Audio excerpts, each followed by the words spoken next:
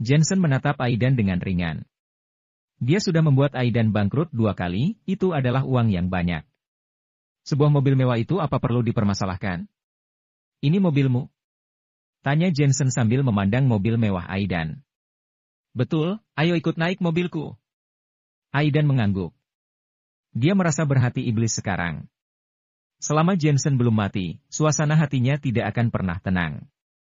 Hancurkan. Jensen berkata pada Chris yang sedang melakukan pekerjaan sampingan di aula Singlin. Chris dan adik perempuannya bergegas menghancurkan mobil mewah itu. Mobil bagus itu hancur menjadi besi tua dalam sekejap mata. Ini hanya satu mobil, jadi kamu mencariku untuk ini? Jangankan satu, aku mampu menghancurkan keduanya. Jensen berkata dengan ringan, berikan aku nomor rekeningmu, aku akan memberimu kompensasi 100 juta. Hal ini sesederhana meminum air. Alasan utamanya adalah Jensen tidak tahu berapa banyak uang yang dimilikinya sekarang. Aidan langsung membeku dan berteriak dengan marah, siapa yang menginginkan uangmu?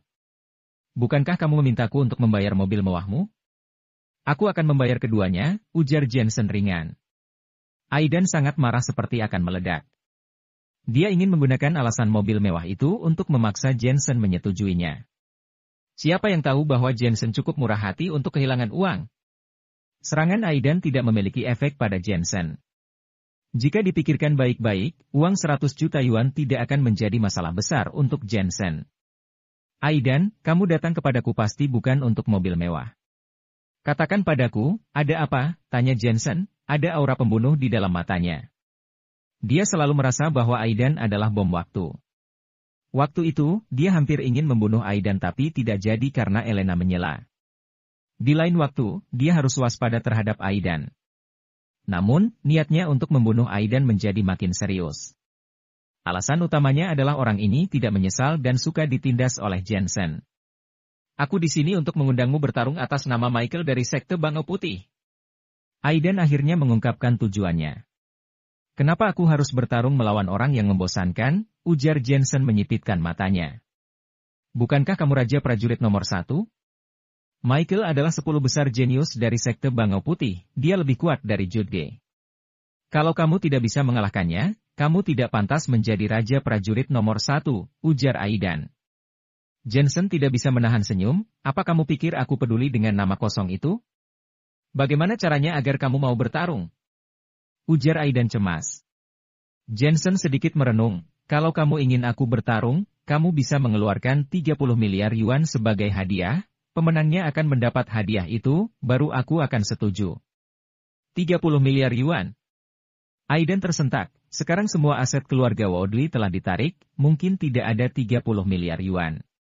Karena 2 bisnis sebelumnya, dia kehilangan total hampir 8 miliar. Kalau tidak bisa, kamu pulang saja. Jensen berbalik dan memasuki aula Singlin. Aku berjanji padamu. Aidan tahu ini adalah kesempatan terakhirnya.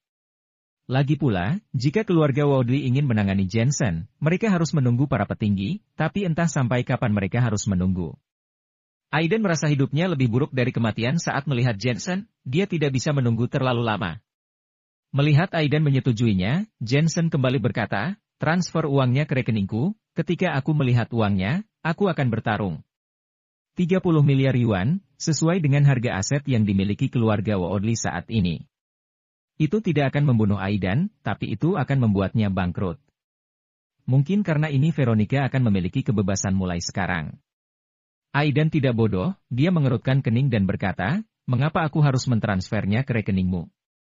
Bagaimana kalau kamu menarik kembali kata-katamu? 1. Kamu tidak punya pilihan. 2. Aku, Jensen, ingin hanya 30 miliar yuan. Ini hanyalah harga kekalahan, cibir Jensen, lalu dia memasuki aula Singlin. Aidan tercengang, Jensen tidak diragukan lagi memiliki inisiatif dan dia hanya bisa melawan. Oke, kamu sekarang adalah seorang dokter terkenal di ibu kota, aku tidak takut kamu mengingkari janji. Aidan menggertakkan gigi dan pulang untuk mengambil uang. Namun, membawa 30 miliar yuan itu akan merepotkan, Aidan harus bertindak diam-diam. Lagi pula, keluarga Wadley tidak akan mengizinkannya melakukan hal ini. Selama Jensen berani menepati janji, dia akan mati, lalu Aidan akan memiliki cara untuk mendapatkan kembali 30 miliar yuan itu. Yang menang akan menjadi raja, yang kalah akan menjadi tikus. Jensen tidak akan mati, keluarga Woodley tidak akan memiliki kehidupan yang baik. Sangat layak untuk menggunakan 30 miliar yuan untuk bertarung. Saat kembali ke perusahaan, Aidan langsung mengerahkan asetnya dan menggadaikan perusahaan atas nama keluarga Woodley. Pada akhirnya, bank meminjamkan uang dan dana tersebut secara bertahap ditransfer ke rekening Aidan. Aidan hanya memiliki kegilaan di matanya saat melihat angka yang besar. Tentu saja, dia, putra keluarga elit, dapat mengumpulkan 30 miliar yuan dalam waktu singkat.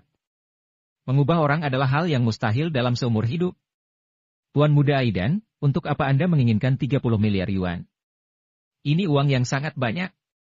Meskipun Aidan sangat tertutup, pengurus yang bertanggung jawab atas uang keluarga Woodley masih memperhatikannya. Paman Doni, ini bukan urusanmu. Kamu sudah bekerja di rumahku selama beberapa dekade, jadi kamu harus tahu apa yang harus dikatakan dan apa yang tidak boleh dikatakan, ujar Aidan. Dia menatap pengurus itu dengan dingin. Orang tua bernama Paman Doni itu tersenyum pahit. Aidan adalah satu-satunya bibit keluarga Woodley sekarang. Paman Doni tidak berani menyinggung perasaannya, jadi dia terpaksa berpura-pura tidak melihatnya. Tuan muda, jangan sampai kehilangan akal sehat. Dulu tuan muda baik-baik saja, tetapi karena dia memiliki dendam terhadap Jensen ini, dia menjadi mudah tersinggung. Jensen sialan, kenapa kamu tidak mati? Paman Doni juga tidak mengerti mengapa keluarga elit yang bermartabat tidak bisa membunuh Jensen. Kalau tidak, Aidan tidak akan mengambil jalan kehancuran ini. Saat itu, setelah kembali ke Aula Singlin, Jensen terus memeriksa pasien. Sekarang, Aula Singlin menjadi terkenal, makin banyak pasien datang ke sini. Hal ini mengakibatkan tenaga kerja tidak mencukupi.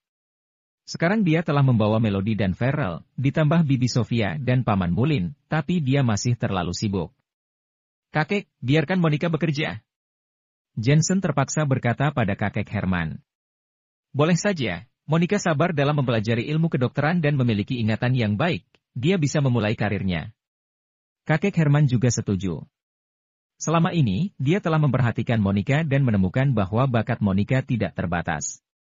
Dalam waktu singkat, dia telah mempelajari sebagian besar keterampilan medis, dia sangat tertarik pada akupuntur dan sangat familiar dengan itu.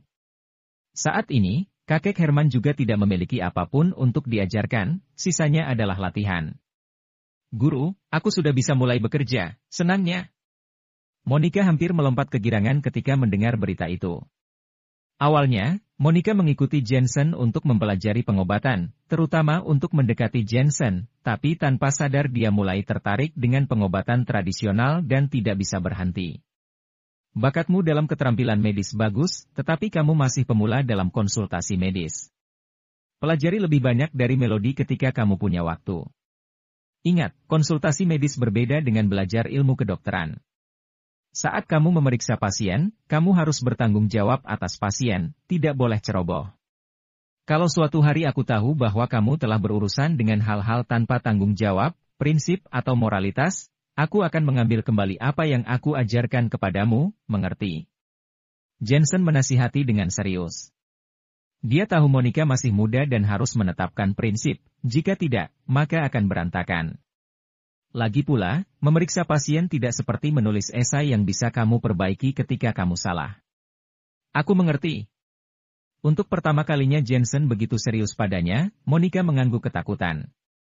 Aku akan mengawasimu dari samping saat konsultasi medis pertamamu nanti, kamu lakukan saja seperti biasa, ujar Jensen.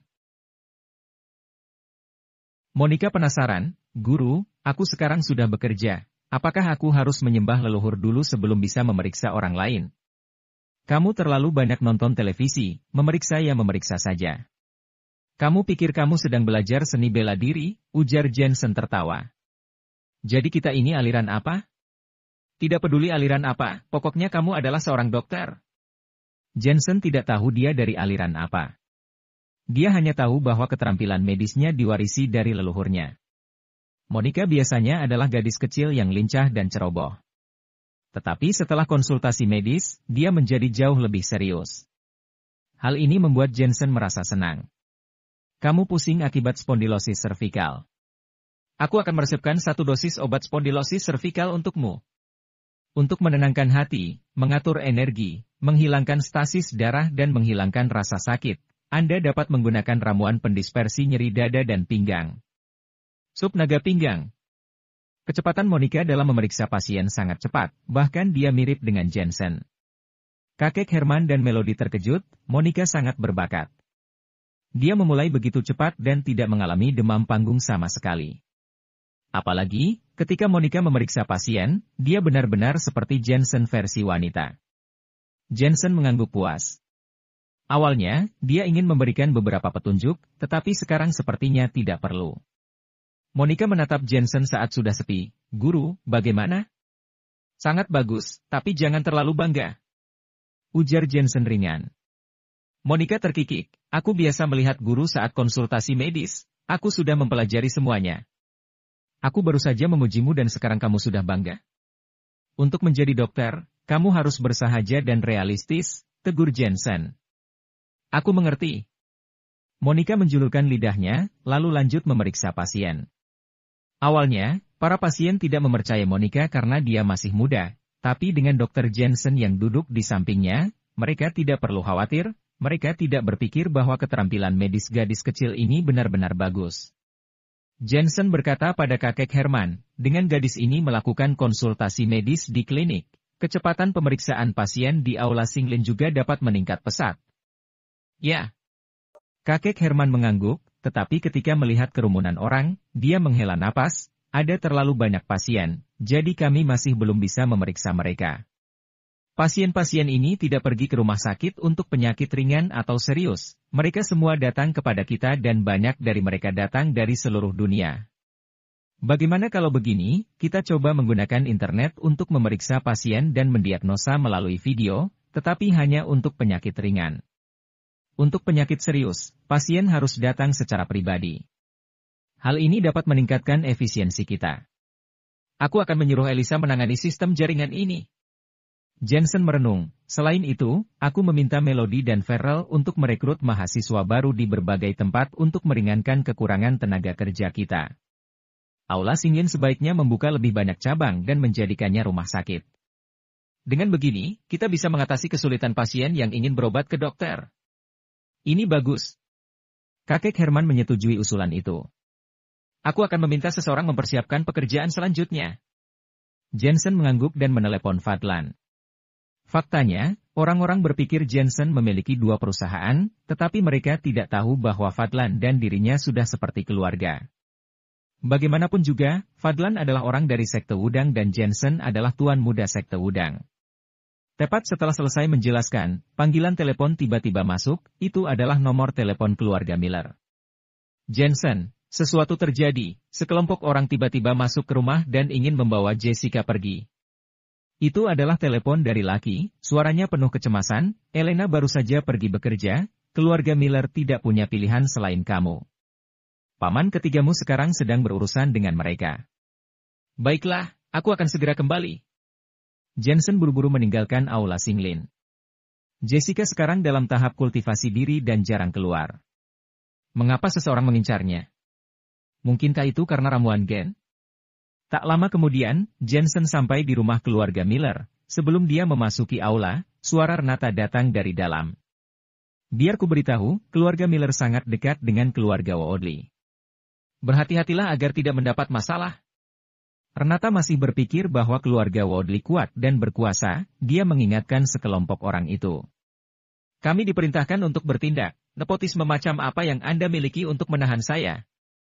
Pihak lain tidak menghormatinya sama sekali. Kamu dari departemen mana? Jangan berpikir kamu bisa menangkap orang dengan perintah buronan tertulis, ujar laki. HMPH, Tuan Laki, Anda tidak dapat menangani masalah ini dengan posisi Anda. Pihak lain masih tidak memperhatikan. Tak lama kemudian, terdengar suara keras, sepertinya ada perkelahian. Wajah Jensen tenggelam dan dia mempercepat langkahnya untuk memasuki aula. Dia melihat beberapa sosok di aula menyerang Laki. Laki berasal dari tentara dan keahliannya sangat bagus, tapi metode orang-orang ini bahkan lebih kuat. Laki tertindas dan terluka. Berhenti! Teriak Jensen marah. Jensen ada di sini. Semua orang di keluarga Miller sangat senang. Jessica sedang ditahan oleh dua orang saat itu. Setelah melihat Jensen, senyum aneh muncul di sudut mulutnya. Dia dulu iri pada Elena, Jensen adalah pria yang melindungi Elena, tapi sekarang giliran dia. Perasaan ini memang bagus. Kenapa kalian menangkap orang? Jensen menendang orang-orang di sekitar Jessica sampai terbang. Kami dari Akademi Ilmu Pengetahuan, kami diperintahkan untuk membawa Jessica Miller pergi. Pria yang memimpin sekelompok orang itu berkata, Anda pasti adalah Dr. Jensen, menantu keluarga Miller. Aku pernah mendengar tentangmu. Kamu memiliki keterampilan yang hebat dan koneksi yang luas, tetapi ini adalah perintah dari Akademi Ilmu Pengetahuan, tidak ada yang diizinkan melanggar hukum, jika tidak, mereka akan diperlakukan sebagai kriminal. Kenapa kalian membawanya pergi? Tanya Jensen dingin. Ini rahasia, Jensen. Aku ingatkan kamu untuk tidak ikut campur dalam masalah ini. Enyahlah. Pria itu berkata dengan acuh tak acuh, aku Parel Gonsi dari Departemen Khusus. Jika Anda memiliki komentar, laporkan saya kepada atasan Anda, bawa pergi dia. Jensen sangat marah. Orang ini menggunakan nama Departemen Khusus untuk menangkap seseorang secara paksa. Jensen sebenarnya tahu apa artinya di balik semua ini, Jessica disuntik dengan ramuan gen tetapi bisa sembuh, seseorang ingin membawanya kembali untuk dipelajari. Namun, sebagai tikus laboratorium, hidup ini masih miliknya sendiri. Jensen mau tidak mau menatap Jessica. Yang membuatnya terdiam adalah wanita ini masih tertawa, benar-benar orang gila. Jensen bergegas dan meraih leher Parel dengan tiba-tiba, aku tidak peduli perintah apa yang kamu terima, tapi aku hanya mematuhi penatua Jack. Kecuali dia punya perintah, tidak ada gunanya bagi siapapun untuk datang. Jensen, kamu salah. Leher Parel dicengkeram, dia tidak takut, dia malah berteriak marah. Jensen sedikit mengerahkan tenaga dan Parel yang memegangnya juga mengalami kesulitan bernapas. Penegakan hukum. Orang-orang yang mengikuti Parel mengeluarkan senjata mereka dan menembak Jensen. Mereka tidak ragu sama sekali. Dor dor dor. Suara tembakan terus-menerus terdengar dan mengejutkan Lucky dan yang lainnya. Di masa lalu, ketika keluarga Miller memiliki penjaga, penembakan adalah hal biasa, tetapi sekarang mereka sudah lama tidak mendengar suara tembakan. Hanya saja senjata ini tidak berguna sama sekali bagi Jensen. Jensen menghindari peluru dan muncul di depan penembak. Dia meraih telapak tangannya dan mendengar bunyi krek. Beberapa penembak pergelangan tangannya patah dan pistol mereka jatuh ke tanah. Namun, orang-orang ini layak untuk dilatih. Keringat dingin keluar di dahi, tetapi mereka tidak mengucapkan sepatah kata pun. Cari mati. Tampak ada seseorang lagi dengan keterampilan yang baik.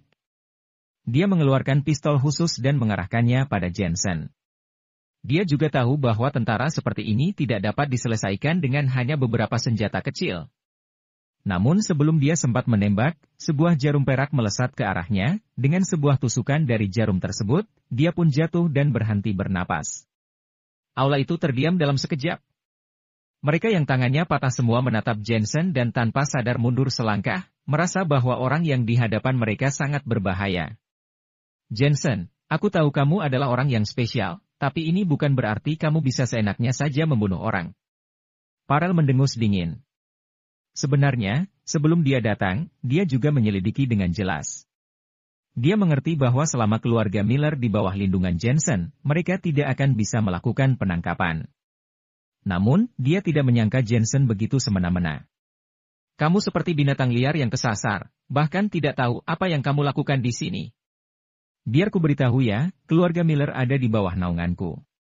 Jika kamu tidak memberitahu asal-usulmu, kamu tidak akan bisa pergi dari sini. Setelah Jensen selesai berbicara, dia berjalan ke hadapan Parel yang sudah menodongkan senjatanya ke arahnya. Namun dia menahan pistol itu dan mulai mengerahkan tenaga. Kereta! Kereta! Pistol itu bagaikan kertas, hancur lebur dan berjatuhan ke lantai. Jensen memegang leher Parel dan mengangkatnya dengan sangat santai. Jensen, berani-beraninya kamu. Parel juga mulai takut. Kekuatan Jensen bagaikan sebuah robot. Bruk! Begitu dia selesai berbicara, seluruh tubuhnya dihempaskan ke tanah. Ia merasa sangat kesakitan seperti tulangnya akan patah. Katakan padaku, kamu dari departemen mana? Apa tujuanmu sebenarnya? Setelah Jensen menghempaskan Parel dengan kesal, kakinya menginjak pria yang tersungkur itu dan menahannya di lantai. Semua orang di keluarga Miller menjadi takut. Ini adalah pertama kalinya mereka melihat Jensen yang begitu ganas. Mungkinkah ini penampilan asli Jensen Scott? Ironisnya, mereka dulu selalu berpikir bahwa dia adalah pengecut.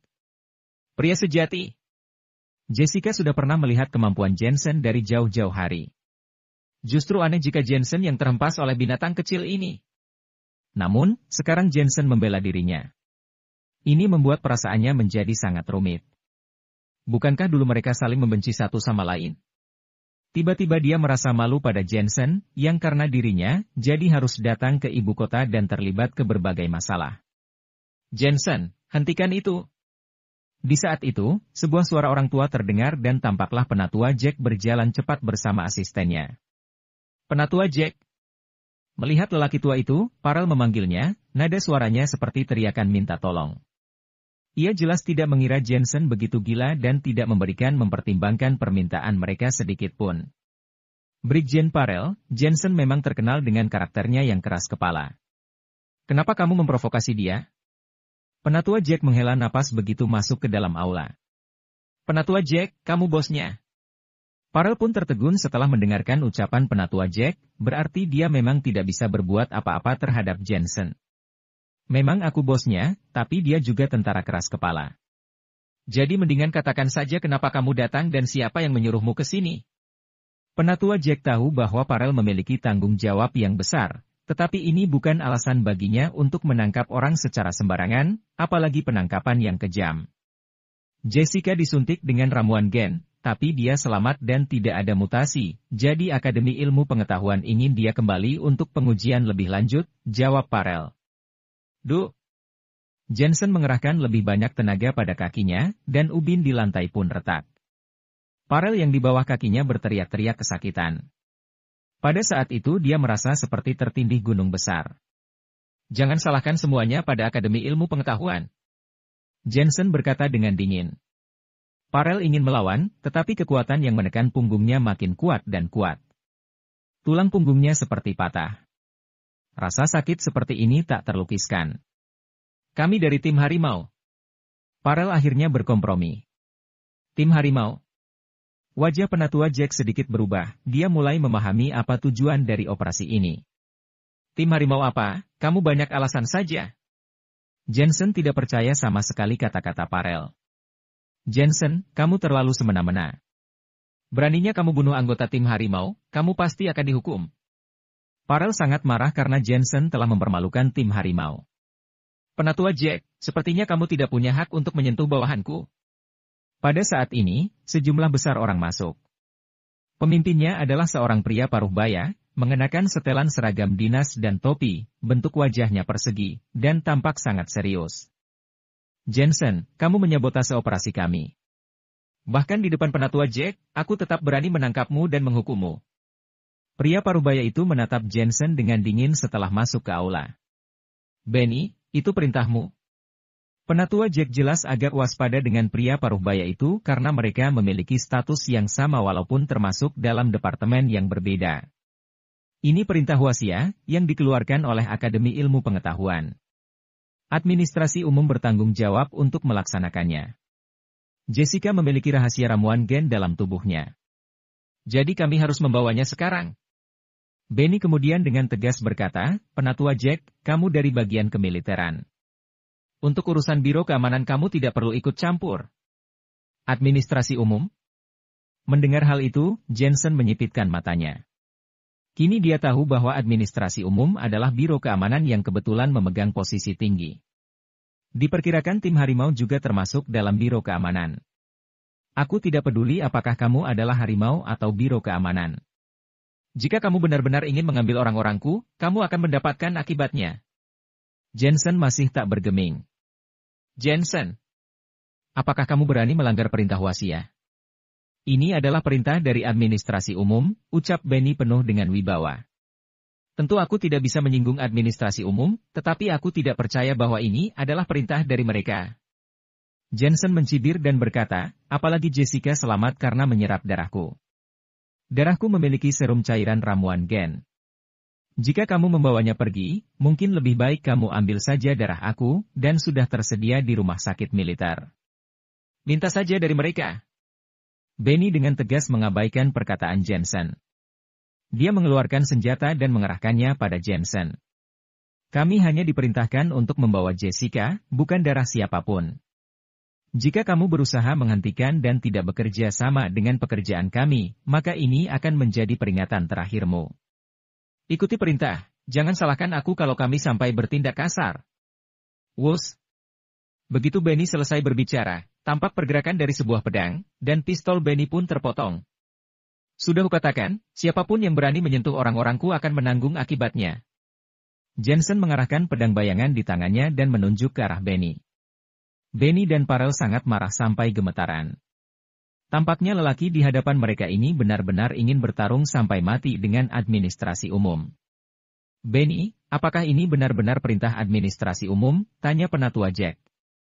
Kemudian dia lanjut bertanya lagi, kalau aku tidak salah ingat, ayahmu dulunya adalah seorang pengawal di keluarga Gibson, bukan? Raut wajah Benny pun berubah dan dia berkata dengan marah, aku hanya bertindak sesuai dengan perintah administrasi umum. Penatua Jack, tingkatan kamu setara denganku. Aku tidak punya kewajiban untuk menjelaskan apapun padamu. Dari segi otoritas, memang tidak perlu, tapi kalau dari segi latar belakangku, ucap penatua Jack dengan suara yang terdengar makin suram. Benny tertegun dan sedikit gemetaran, tapi kali ini dia tidak mengatakan apa-apa. Kembalilah dan katakan pada keluarga Gibson bahwa Jensen adalah orangku. Jika kamu ingin menyentuhnya, datang langsung kepadaku. Jangan mainkan trik seperti ini di depanku. Pergi sekarang. Penatua Jack mengusir mereka dan tampak marah bagaikan seekor singa yang murka. Situasi di aula yang mengintimidasi menjadi makin mencekam. Lagi pula, tidak biasanya penatua Jack menggunakan otoritas identitasnya, Benny yang awalnya tidak peduli pun seketika mengingat latar belakang tampak takut. Penatua Jack, kami tidak ingin mempersulit Jensen.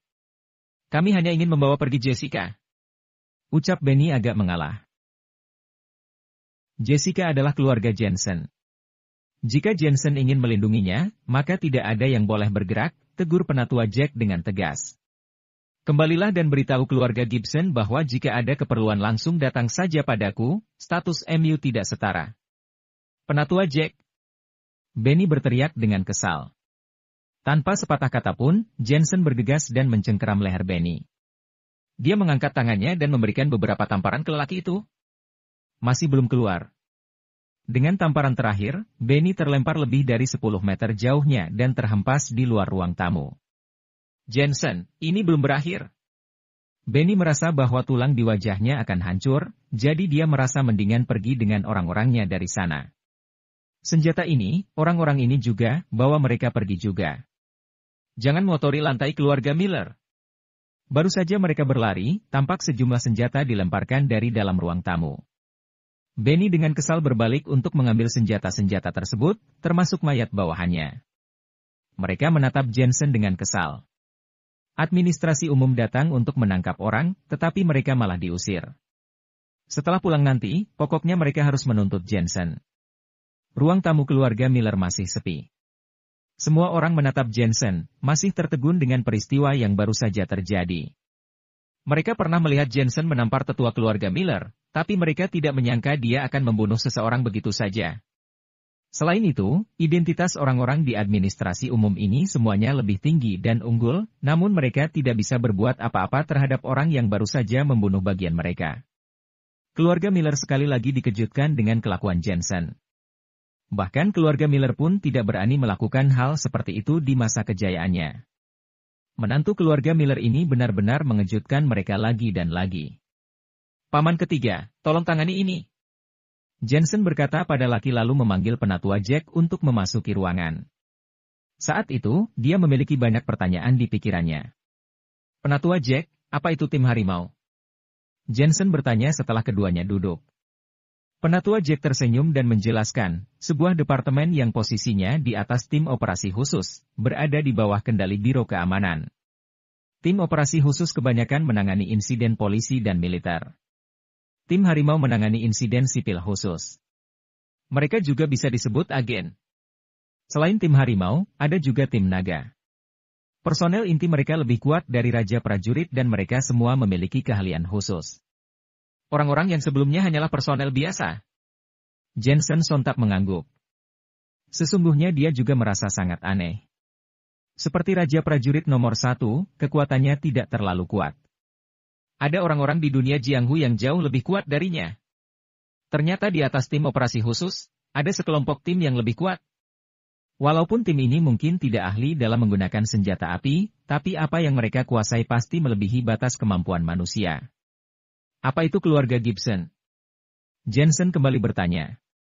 Ia merasa bahwa orang-orang yang dapat memobilisasi administrasi umum pasti latar belakangnya tidak sembarangan.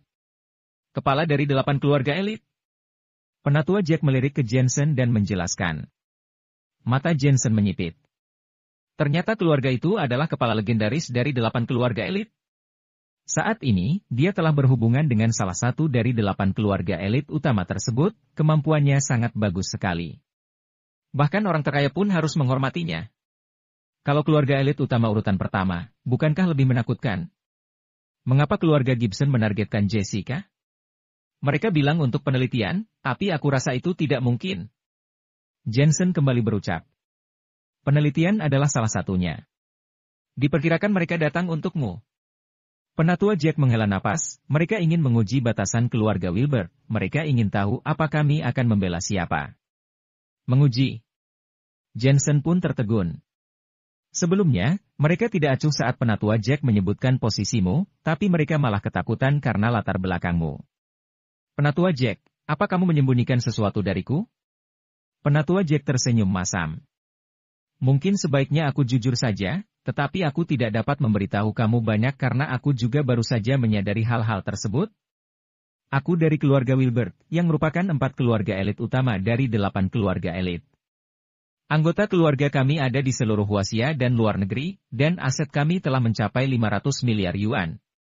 Selain itu, kami juga memiliki kekuatan kami sendiri di berbagai daerah di luar negeri. Alasan mengapa keluarga Gibson ingin menangkap Jessica sebenarnya untuk melihat apakah kami benar-benar mendukungmu, karena mereka sudah menerima berita itu, tetapi mereka selalu ingin menunggu keluarga Wilbur untuk memastikannya. Setelah mendengar ini, pikiran Jensen menjadi kacau. Mengapa keluarga Gibson ingin berurusan dengannya? Kedua, mengapa keluarga Penatua Jack ingin melindunginya? Aku tahu kamu tidak bisa memahaminya. Begini saja, tugas melindungimu adalah perintah pemimpin keluarga yang sebelumnya. Kakakku adalah pemimpin keluarga yang sekarang, dia mengingat perintah pemimpin sebelumnya dan memutuskan untuk menunjukmu sebagai pewarisnya. Penatua Jack tahu bahwa Jensen masih bingung dan kembali menjelaskan. Bahkan, ketika dia pertama kali mengetahui berita itu, dia juga bingung. Pewaris? Jensen kembali tertegun. Ya, ahli waris bukanlah kepala keluarga, tapi dia memiliki kekuatan untuk memobilisasi seluruh keluarga Wilbur. Alasan kamu menjadi pewaris adalah karena kami memiliki utang budi padamu. Penatua Jack kembali berkata. Tunggu, apa hubungan aku dengan keluarga Wilbur? Aku hanya bertemu Penatua Jack dan itu pun karena Elena. Aku tidak pernah berhubungan dengan keluarga Wilbur yang lainnya lagi. Jensen merasa cemas. Pria tua itu pun tersenyum dan berkata, benar, aku mulai mengenalmu karena Elena, dan setelah itu baru aku mengetahui bahwa kamu memiliki hubungan dengan keluarga Wilbur. Jadi keluarga Wilbur selama ini telah membimbingmu hingga kamu menjadi Raja Prajurit nomor 1, setelah itu banyak rahasia yang mulai muncul ke permukaan. Aku tahu kamu terkejut, tetapi jika aku menyebut nama seseorang, kamu mungkin bisa mengerti. Kaisar Naga. Mendengar nama ini, wajah Jensen berubah drastis. Seperti yang kamu duga, Kaisar Naga adalah ayahmu. Penatua Jack mengangguk, ayahmu menyelamatkan patriark keluarga Wilbur saat itu, dan bahkan menyelamatkan keluarga kami secara keseluruhan. Dia adalah penyelamat kami. Untuk membalas budi, keluarga Wilbur menunjukmu sebagai pewaris. Pikiran Jensen langsung kacau. Tidak disangka ayahnya masih memiliki banyak cerita-cerita seperti ini. Apalagi karena ayahnya jauh lebih muda dari Penatua Jack, bagaimana dia bisa menyelamatkan patriark keluarga Wilbur waktu itu? Namun, teringat kembali Ibu Gracia, dia mulai merasa bahwa ayahnya bukan orang sembarangan. Jelas-jelas ibunya Gracia memiliki latar belakang yang sangat kuat, namun dia hanya salah satu murid ayahnya. Meskipun ayahku menyelamatkan keluarga Wilbert, aku tidak perlu menjadi pewaris. Jensen kembali berucap. Penatua Jack menggelengkan kepalanya. Keluarga Wilbert memiliki hierarki yang jelas. Hanya kakak sulungku yang tahu tentang ini. Namun, kurasa ayahmu masih memiliki identitas yang transenden, yang membuat keluarga Wilbert terpesona. Ayahku hanya seorang petani biasa di kota Asmenia. Kenapa dia bisa punya begitu banyak cerita? Jensen menghela napas tak berdaya. Kurasa kamu hanya bisa menemukan ayahmu untuk menanyakannya. Untuk masalah pewaris. Bagaimana menurut kamu? Lelaki tua itu pun tertawa. Penatua Jack, kamu sudah tidak asing lagi dengan perangaiku. Aku hanya ingin menjadi dokter, lalu menjadi suami dan menantu yang baik. Sesederhana itu. Jensen tidak terlalu peduli dengan peluang menjadi pewaris. Aku tahu. Penatua Jack tidak terkejut, tetapi dia tetap menasihati, pikirkanlah, keluarga Wilbert memiliki dana ratusan miliar, dan memiliki kekuatan sendiri di luar negeri. Jika kamu menjadi pewaris, ini semua akan menjadi milikmu. Sepertinya keluarga yang terkaya di Huasia adalah keluarga Wilbert. Jensen tersenyum masam. Keluarga Wilbert terlalu besar, dengan cabang dan daun, dan aset di seluruh negeri. Tentu saja, tidak ada yang menyadari bahwa mereka ternyata begitu kaya. Ini memang menggiurkan, tapi aku lebih suka kerajaan yang kubangun sendiri, bukan yang diwarisi dari ayahku. Jensen tetap menggelengkan kepalanya. Penatua Jack menatap Jensen. Kalau orang biasa yang mendengar berita ini, kemungkinan besar mereka akan setuju. Bagaimanapun, mereka akan menjadi tokoh teratas dalam piramida kekuatan di Huasia dalam sekejap mata. Anak muda ini baik, tidak serakah? Aku tidak akan memaksamu. Tapi tetap pertimbangkanlah. Penatua Jack tahu sifat Jensen. Setelah keputusan dibuat, tidak ada yang bisa mengubahnya. Jadi sekarang dia hanya bisa menunggu. Dia menasihati lagi, masalah ini adalah rahasia keluarga Wilbert. Ada baiknya hanya kamu yang tahu itu. Jangan katakan ke siapa-siapa. Elena juga tidak boleh tahu? Tentu saja. Aku takut nanti malah jadi sebuah kesalahpahaman lagi. Kemudian keduanya berbicara sebentar, dan penatua Jack pun pergi.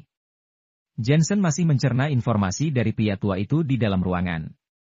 Dia tidak menyangka ayahnya memiliki cerita-cerita ini. Siapakah ayah sebenarnya? Di saat itu, terdengar suara dari luar, dia pun keluar dari ruangan tersebut. Ternyata Elena telah mendapat kabar mengenai kegaduhan itu dan bergegas kembali dengan cemas. Jensen. Melihat Jensen berjalan keluar, Elena sangat terkejut. Saat dia mengetahui bahwa orang yang datang berasal dari administrasi umum, dia langsung tahu pasti akan sangat merepotkan. Namun, dia tidak menyangka Jensen berani membunuh seseorang dari administrasi umum dan tetap baik-baik saja. Tenang saja, ucap Jensen sambil tersenyum. Elena merasa aneh.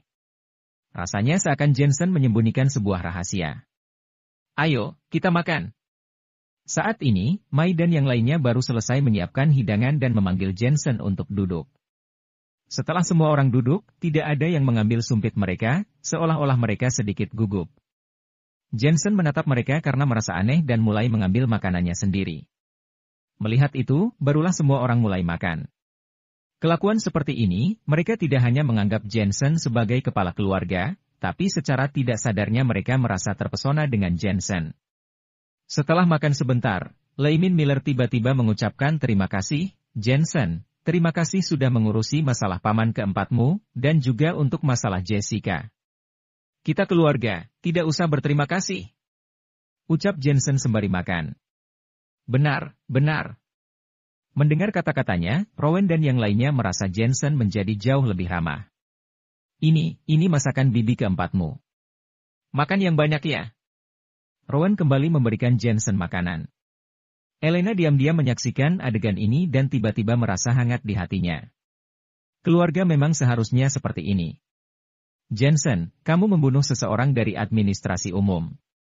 Jika mereka ingin menuntutmu, apakah akan sangat merepotkan? Tiba-tiba Renata angkat bicara. Meski tidak suka Jensen menjadi kepala keluarga, tapi tidak bisa dipungkiri pria itu pernah menyelamatkan putrinya. Itu hanya masalah kecil. Mereka tidak akan berani. Jensen membalasnya dengan santai sambil makan. Semua orang pun melotot. Apakah ini masih termasuk masalah sepele? Jangankan di situasi keluarga Miller yang saat ini, bahkan di saat kakek Miller masih ada, beliau juga tidak berani memprovokasi orang-orang administrasi umum seperti itu. Meski Jensen sedang makan, dia bisa merasakan perubahan sikap keluarga Miller terhadapnya. Ia juga sangat senang akan hal ini. Bagaimanapun juga, dia dan Elena akan menikah lagi, dan keluarga Miller juga kerabatnya. Tiba-tiba, Jensen merasakan sesuatu menyentuh betisnya. Kemudian dia memperhatikan bahwa itu adalah kaki kecil yang terbungkus stocking sutra. Siapa ini? Dia menyapu pandangannya secara acak dan menemukan bahwa semua orang masih tersenyum lebar, tetapi senyum Jessica sangat berbeda, seperti sedang menggodanya. Orang gila ini. Jensen merasa marah dan tidak bisa mengerti apa yang dipikirkan perempuan itu. Bahkan saat orang-orang itu datang untuk menangkapnya, Jessica tetap tidak takut, dia bahkan tertawa. Apakah Jessica tidak tahu bahwa setelah ditangkap, tidak akan ada yang bisa membantunya lagi? Atau apakah Jessica sudah tahu bahwa dia pasti akan menyelamatkannya? Aku sudah kenyang. Aku baru ingat di aula Singlin masih ada beberapa kerjaan yang belum selesai, aku akan ke sana dulu. Setelah memakan beberapa sendok lagi, Jensen pun pergi karena tidak dapat menahan sikap aneh Jessica. Keluarga Miller ingin menahan Jensen, tetapi mereka akhirnya diam saja setelah mereka mendengar aula Singlin. Apa kamu akan kembali untuk makan malam nanti? Elena bertanya. Akhir-akhir ini, pasien makin banyak. Kurasa aku tidak akan bisa datang hari ini. Bagaimana kalau besok saja? Baiklah. Elena juga tahu bahwa Jensen adalah pemimpin untuk 2 asosiasi pengobatan, dan aula Singlin jelas lebih sibuk dari sebelumnya. Belum lama Jensen berjalan keluar dari kediaman keluarga Miller, tiba-tiba panggilan telepon masuk. Ternyata yang menelepon adalah Aidan Woodley. Setelah melihat panggilan telepon ini, suasana hati Jensen menjadi sangat buruk. Sudah beberapa kali dia harus menahan niat membunuhnya. Jensen, aku sudah mentransfer uang ke rekeningmu. Kenapa kamu masih belum datang? Aidan jelas sangat khawatir kalau dia tidak menepati janji. Waktu, lokasi. Sebenarnya, Jensen bisa menebak niat Aidan Woodley bahwa dia ingin membunuhnya dengan bantuan Master Dunia Jianghu. Terhadap hal tersebut, dia sama sekali tidak peduli. Kemudian dia memeriksa rekeningnya dan melihat bahwa 30 miliar yuan sudah diterima. Panah, periksa apakah uang yang baru ditransfer ke rekeningku itu bersih? Jensen menelepon Panah, dan mendapatkan jawaban bahwa uangnya memang bersih. Aidan Woodley diam-diam menggadaikan asetnya keluarganya. Uang itu adalah seluruh kekayaan keluarga Woodley. Setelah kalah dariku, keluarga itu akan kehilangan segalanya. Jensen mencibir dan berangkat ke lokasi yang diberikan Aidan. Dia tahu bahwa Aidan memiliki intensi buruk dan ingin membunuhnya. Dulu dia telah kehilangan banyak uang dalam mengelola bisnisnya. Sekarang dia malah menghamburkan uang lagi untuk hal seperti ini, keluarganya pasti akan bangkrut. Keluarga Woodley yang tidak memiliki dana, bagaikan harimau ompong. Mungkin kalau dia kalah, dia hanya tinggal menyamar dan menjadi orang biasa.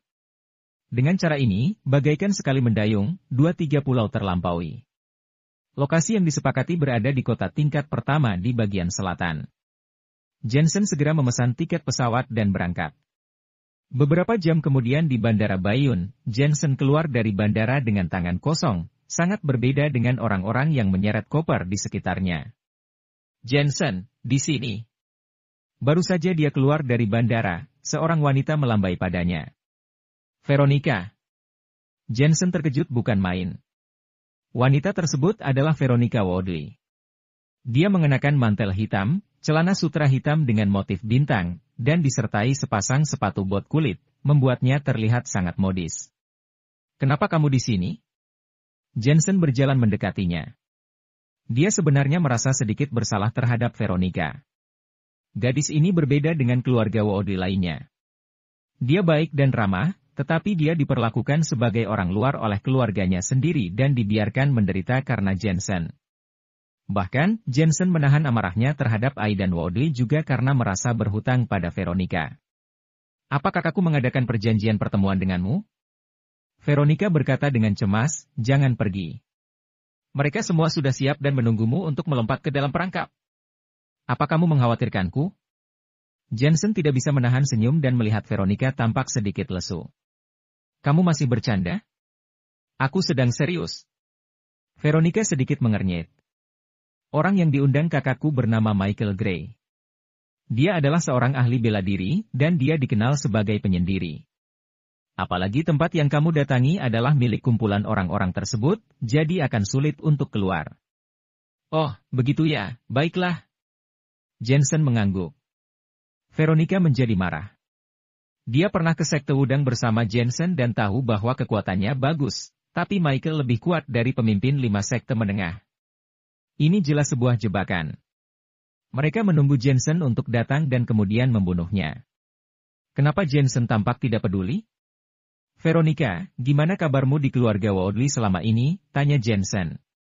Jangan mengalihkan pembicaraan.